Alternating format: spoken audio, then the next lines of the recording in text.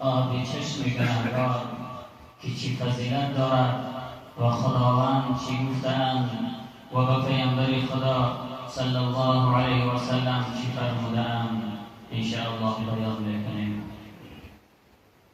الله مهربان میفرماید و یخرون للاذقان یبکون و یزیدهم خشوعا. هر آن بنده که آب چشم از چشمای او جاری می شود، یعنی در رو و چهره او آب می ریزد، در نزد خداوند یعنی فضیلت و مرتبه دارد. هر بنده که آب چشم در آن زمینی که آب چشم گنهگار می ریزد، آن زمین متبرک یعنی تبرک می شود در نزد خداوند. آن زمین با فضیلت می شود در نزد خداوند برای آب چشم گنهگار. خداوند در این آیت مبارکه فرموده است آب چشم فضیلت دارد و مرتبه دارد و آتش جهنم را خاموش میکند. رسول الله صلی الله علیه و سلم فرمودند هر کسی که تلاوت قرآن را گوش میکند یا قرآن را تلاوت میکند مستحب است که باید گریان شود. مستحب است که باید گریان بشود. خداوند میفرماید انما المؤمنون الذين اذا ذكر الله وجلت قلوبهم واذا تليت عليهم آياته زادتهم ایمانا وعلى ربهم يتوكلون. خداوند چی میگه؟ ای مؤمنان، اذا ذکر الله، وقت در هر جای ذکر خدا شد، تلاوت قرآن شد، ذکر خدا هم تلاوت قرآن کردن است، هم تسبیح تکبیر گفتن است، هم نماز خواندن است، هم امر معروف گوش کردن است. اینها ذکرهای خداوند هستند. هر کسی که ذکر خدا را گوش میکنند خداوند میگه وجلت قلوبهم، قلب او جلوه بگیرد، قلب او آرام و ملایم بشود.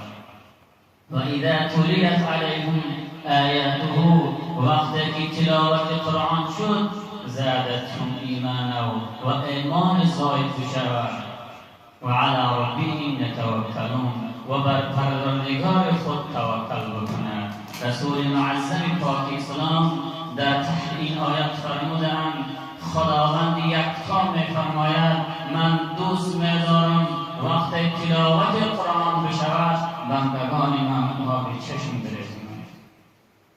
رسول اکرم صلی الله علیه و سلم یکی اصحاب رسول الله صلی الله علیه و سلم روایت می‌کند رأیت رسول الله صلی الله علیه و سلم و هو یصلی. میگه وقت رسول خدا صلی الله علیه و سلم را در داخل نماز نظر کردم دیدم رسول معظم پاک اسلام چنان گریه میکرد که تنه مبارکش میلرزید. امروز امت رسول اکرم صلی الله علیه و سلم گریان کندیست است از تلاوت پاک الهی میگریزد. وقت ندارم، دکان مروی کردن در کار، صحرا زمین مانده است، تلاوت قرآن را 2 دقیقه بعد از نماز وقت ندارد که گوش اندازد. در این حدیث ابن مسعود رضی الله عنه چی گفتند؟ و عن ابن مسعود رضی الله عنه قال للنبي صلى الله عليه وسلم اقرأ علي القرآن. رسول معظم پاک اسلام به ابن مسعود گفت ای مسعود گفت تلاوت قرآن را بکن. قلت یا رسول الله صلی الله علیه و سلم. ابن مسعود به رسول الله گفت اقرأ علیک و علیک انزل. ای رسول معظم پاک اسلام این قرآن برای تو نازل شده است من تلاوت بکنم. رسول الله چی گفت؟ انا احب ان اسمعه من غیری، من دوست ندارم کسی تلاوت بکنم من گوش بندازم. پس مگه ابن مسعود فقرأت علیه سورة النساء حتى جئت الى هذه الآية فكيف اذا جئنا من كل امة بشهید وجئنا بك على هؤلاء شهيدا. قال حسبك الآن فالتفت إليه فإذا عيناه تذرفان. پس مگه ابن مسعود وقت رسول معظم پاک اسلام گفتند من دوست ندارم کسی تلاوت بکند من گوش بکنم، پس مگه من تلاوت کردم یکی از آیاتهای سوره النساء فکیف اذا جئنا من كل امة بشهید و جئنا بك على هؤلاء شهیدا. این آیت را تلاوت کردم، رسول معظم پاک اسلام مگه آب چشما ریختم در ریش مبارکش چی گفت؟ قال حسبك الان، گفت ای ابن مسعود تو بس کن و سکوت بکن. فالتفت الیه فاذا عیناه تذرفان. پس مگر رسول معظم پاک اسلام چنان گریه کردی روی مبارکش پر از آب شد. این آیت چی دلالت دارد؟ چی گفت؟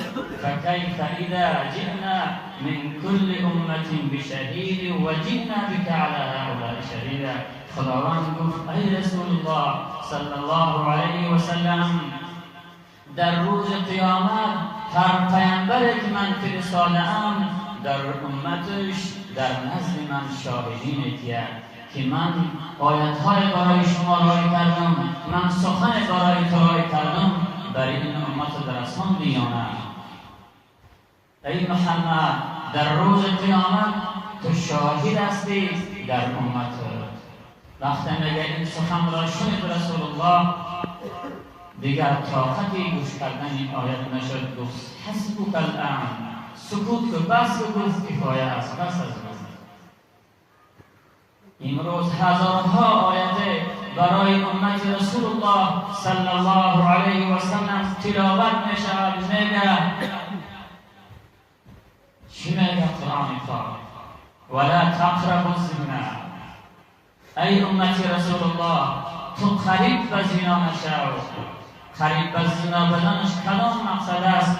آن است که عورت نامحرم را نظر نکن. بازار برای کار رفتی از پی کار بشو، نه برای نظر کردن عورتها. این است در قرآن پاک قریب به زنا نشو. وقت نظر کردی اون زایید شدن میگیره، تو به زنا نزدیک شدن میگیری. که امت رسول الله صلی الله علیه و سلم که وقت این آیت نازل شد، وقت این آیت تلاوت می شود داخل در نماز. اما بعد قال الله تبارک و تعالی اعوذ بالله من الشیطان الرجیم بسم الله الرحمن الرحیم افمن هذا الحديث تعجبون وتضحكون ولا تبكون. وقال رسوله الكريم صلى الله عليه وسلم وعن ابن مسعود رضي الله عنه قال للنبي صلى الله عليه وسلم اقرأ علي القرآن. قلت يا رسول الله صلى الله عليه وسلم أقرأ عليك وعليك أنزل. قال إني أحب أن أسمعه من غيري فقرأت عليه سورة النساء حتى جئت إلى هذه الآية فكيف إذا جئنا من كل أمة بشهيد وجئنا بك على هؤلاء شهيدا. قال حسبك الآن. فالتفت إليه فإذا عيناه تذرفان. و نیز بزرگ فرموده است آب چشمی نیمی شب در پیش حق ارزنده است. آب چشمی نیمی شب در پیش حق ارزنده است. طالبی این چشم نمناک در حقیقت رانده است. اما بعد السلام علیکم هزارگان برادران اهل اسلام و اهل ایمان و اهل قرآن. امروز روز جمعه، روز سید ایام، روز بهترین روزهای هفته، روز دعا است. دعا میکنیم پروردگارا این بندگانی که به خاطر عبادت خود و به خاطر سخنهای خود و پیامبرت ایجا قدم رنجه کرده‌اند پروردگار هر قدمی که به سوی این خانه خود قدم زده‌اند پروردگارا در هر قدمشو ثواب نوشته بگردان و هر قدمی که رنجه کرده‌اند پروردگارا گناهانشو خط عفو بکش و پروردگارا دولت ما را تنج امان برقرار نگه بدار و کسانی که به خاطر زندگی به مسافرتی سفر کرده‌اند پروردگارا در کارهای آنها برکت عطا بفرما و پروردگار از کارهای بد دورشون نگه بدار. ربنا آتنا في الدنيا حسنة وفي الآخرة حسنة وقنا عذاب النار.